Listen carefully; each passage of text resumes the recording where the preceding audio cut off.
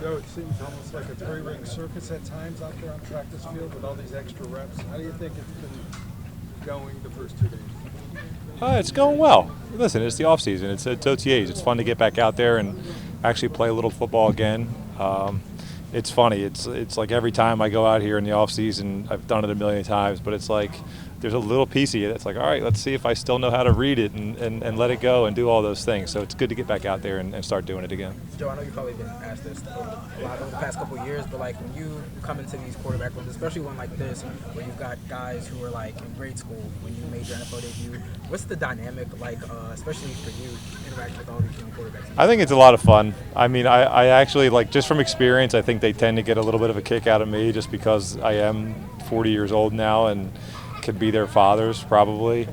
And it's fun for me, too, in the same kind of way. I mean, they're young and they have a lot of life and a lot of energy and a lot of, new things that kind of can keep me in the loop with my kids and all those things. It's fun. I mean, everybody in that locker room, it's like we're all 25-year-olds just having the time of our lives. And look, we get to come out here and do this for a living, so why wouldn't we feel that way? Joe, when is the last time you were in a real quarterback competition like this one seems to be? I don't know. High school. Probably my sophomore year of high school. I could be wrong, though. I don't know. So what's that like, though? I mean, for you to be... Oh, listen, I'm not really thinking about it that much, honestly. I'm just kind of going out there and doing what I do, and, everything else is, kind of out of my control. So all I can do is go out there and play football, and that's what I'm doing. When you were here in 23, Jeudy was not. What do you think? Yeah, he's exciting. I mean, he's got speed, he's got route running ability, and you can see the look in his eyes. He wants to be good, and he wants to do it the right way. So it's exciting to be around him. Kind of similar to Amari Cooper in that standpoint. Oh, listen, I mean, I no knock on Jerry, but I mean, Amari's done it for a long time, and he's a little bit of a different cat. So that's when I say I see the look in his eyes out here. Like, I think he's striving to be somebody like that, for sure.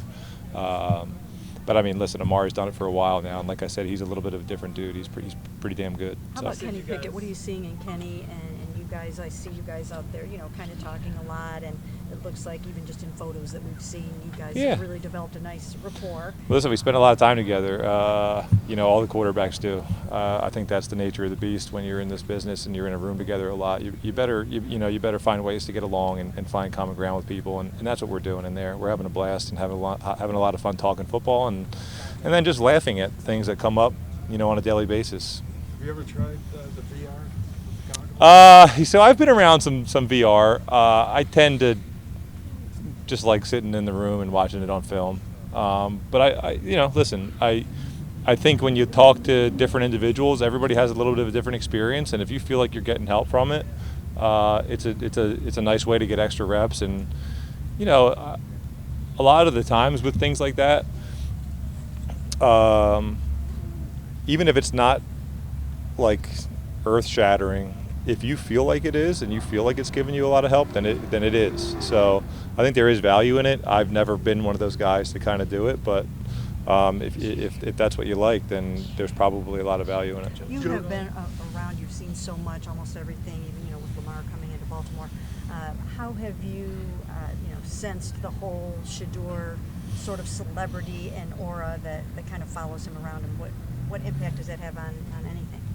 I don't know if it has an impact on much, but Shedeur's been great. I mean, he's a lot of fun to be around in those meeting rooms, and I think so far there's been, at least once in the meeting room that he's made me crack a smile, and that's what it's all about. He's a young guy trying to learn some football and come out here and practice well and do those things, and like I said, he's been a lot of fun. I mean, he's come up to me and. Listen, I probably wasn't too far away from playing against his dad, and now I'm playing with him. So, Joe, you've been vocal in recent years about the topic of veteran quarterbacks having a duty as a mentor. Why do you think us outside world makes such a big deal of that? It's a talking point. You can kind of use it because it's a good question to bait somebody into answering, and no matter how they answer it, it kind of makes the guy that's answering it look bad. If I say I don't want to be a mentor, I look bad. If I say I do want to be a mentor, then I look like an idiot that doesn't care about being good and playing football. So it's one of those questions that no matter what I say, you guys can write what you want to write about it.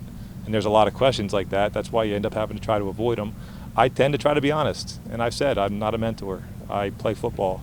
And in a quarterback room, there's a lot of times there's been already a ton of times where there's learning experiences. And I have a lot of experience and I can talk on things. And hopefully they listen. But it's not necessarily like my job to like make sure they listen to me. And, you know, hey, like hopefully you have a really good relationship with the guys that are in the room. And you naturally want to do that, you know, but that was a long-winded answer, but that's ultimately why I think you guys ask it, you know. Joe, you said you don't watch the draft. So when you found out that the Browns drafted 2 quarterbacks, did you have any kind of reaction to that? I think you always have a little bit of reaction, going back to being honest. Yeah, I mean, my wife was like, oh, they just drafted another guy. You know? my wife is on top of it, you know. So there you go. Do you think that your view, what you just said, is more of a predominant view, and then other quarterbacks are maybe less willing to be direct about it? Listen, like here's the thing: is like because of what I just said, like you're acting like I wouldn't want to be a mentor. It's like once again, it's not really about that. It's just not the main focus. I see myself as a guy that can play in this league. So if your main focus was just like, hey, but I'm going to get you ready, you're just not taking care of business. The best way to be a mentor, honestly, is like show people how you go to work, you know, and like I said, hope that they pick up on that stuff, but not necessarily force them to pick up on the things that you do. Do you think you'll be a better quarterback as a result of being here from the very start as opposed to 2023? I think there's probably some validity to that, and then at the same time, like the offseason gets overblown in how important it actually is. In my experience, like I love being here at this time with OTAs. Do I love phase 1 and phase 2? Not really. Do I love OTAs and minicamp? I really do. Once you get to train, because you're playing football, you know, like you're doing what you do. And at this point in my career, I have such a routine that I'm in, that I could stay in during phase 1 and phase 2, that ultimately could be more valuable. You could argue whether it is or not. I think there's value in being here in the locker room with your guys. I think that's the value. Do I think doing all the stuff that we're doing is super valuable? Maybe not. And then the other thing about that is when you get back for training camp, you know, as valuable as this is or isn't, when you get back for training camp, it's training camp and it starts over, and now it's the real season, and that's what matters. So like for some guys around the league that don't necessarily come to these, or for guys that don't need to participate in these, like training camp, you know, you show up and you're ready to go, and you're one of those guys that can be ready to go and play at the top of their game. That's what matters. Joe, Tony's question there. Is there a comfort level now because you were here in 23 and you're not maybe having to play as much crash course catch up as far as learning the system and the offense? Is there a lot of similarity, or are you having to basically learn yet another new offense now? I think you always kind of go back to the beginning and relearn and do those things, especially when you've taken a year to be in another offense. There's always refreshers, and I'd be lying if I said there wasn't any level of like being a little bit more comfortable being here, just because you're familiar with your surroundings and things like that. But I think at the end of the day, you always kind of have to go back to the beginning and relearn and learn again and kind of start from square one. So there's a narrative that Joe doesn't need as many reps, right? Because of experience and familiarity. Yeah. What's your read on that? Yeah. I think there's probably some truth in that. And at the same time, I like getting reps. You know, I have fun going out there, and I want to, you know, I want to throw to these guys. But yeah, listen, at certain times, I think there's some truth in I don't need as many. We just talked about it, like how important is this time of the year. And I think it's fun, and I think it's important. I don't think it's the most important. So, Joe, if the fans were determining who's going to be the starter on opening day, you would win that one, hands down, because every single place that I go, right, everyone tells me that they want you to start. So my question to you is just how cool is it for you to land back here where you just have the absolute love of all these Cleveland Browns fans, and are you feeling it again? Yeah, it's a cool place. I mean, I the last time I was here, you picked up on it. I mean, it's a city that loves football and is hungry for some winning, and I think that's what resonated is we won games. And Listen, it feels good, but listen, you got to go out there and you got to perform and you got to play well and you got to win football games. That's what it's all about, and that's what I'm trying to do. I'm working hard to put us in the best position, put myself in the best position to be out there winning football games. So, Joe, if you Just had a to couple put, like, more. a percentage, maybe, because obviously, like the offense was kind of revamped last year when you were gone. But if you had to put a percentage on how similar it is to when you were here in 2023, what would you say? How would you say? that's like asking, like, oh, if I'm injured, I'm like 80%. I never really understood that. I don't know how to come up with a percentage. It's either like 100 or 0. But do you see a lot of There's overlap? familiar. There's a lot of the same. It's a lot of similar concepts and things like that. There may be some new names and new ways we're kind of teaching things, but ultimately a lot of the core stuff is pretty similar. So a good amount, yeah. Joe, Jerry was just talking. He says he's locker mates with you, and that you guys have a lot of conversations over the course. What are those like, and how important is that, especially with a guy like Jerry, to kind of develop that that bond beyond just on the Yeah, well, if you're assuming we're in there talking about football, we're not usually. No, but I can't tell you what we were just talking about in there. But it's fun. Yeah, like I love that. I love I was walking back to my locker and 3 guys were sitting right there, and I'm like, all right, what's the topic? What are we talking about?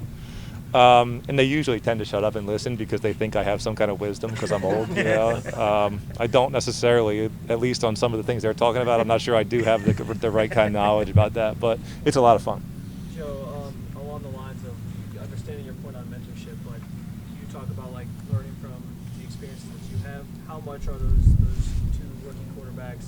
How often are those conversations happening? I guess, like whether it's in the quarterback room, out in the Yeah, field, a good amount. Like I mean, look, like.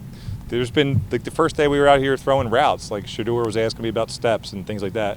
I mean, Dylan was, calling me up, trying to mimic my cadence and to see if that, like for whatever reason, he wants to get it similar. So, he's even down to the cadence. I mean, there's questions and things and conversations that are happening, and they're fun. Did you use Last one. after them taking Shedeur and Dylan? Does it add any more motivation for you at all? Well, it's like when somebody asks the question, like, do you feel a certain way when they draft 2 quarterbacks or whatever? I think there's no shying away that there's something that gets ignited in you a little bit. Like, there's a reason I still want to play this game, But at the end of the day, I really don't focus on those things. I focus on coming out here, doing my work, having a lot of fun, and all those other things fall into place. Having good relationships with guys, and that's the quarterbacks included. It's not just the receivers and the O-line and the running backs. It's having good relationships in that quarterback room. You spend a lot of time with those guys. They all seem to be great guys and guys that want to play well and get better, and so I think it's going to be a lot of fun. Thanks, Joe. Hey, thank you, All right, Joe. thanks, guys.